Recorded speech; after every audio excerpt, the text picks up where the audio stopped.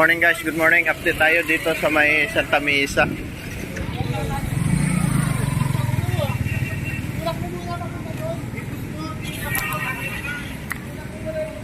Grabe.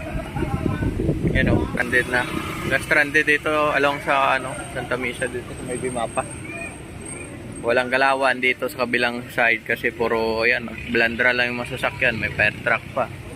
Ay, mga motor, maraming sira-sira ng motor dito. Nalunod to kapon sa baha. Yan, tingnan mo. Yung baha dito pala kapon, lagpas ng tao guys. Kaya, sinek natin yan. Maraming sasakyan na stranded dito. Mga motor. Yan, sa ngayon mga motor lang pwede makalusot. O, diba? Saka bike. So, ayan guys. Hindi natin masabi na good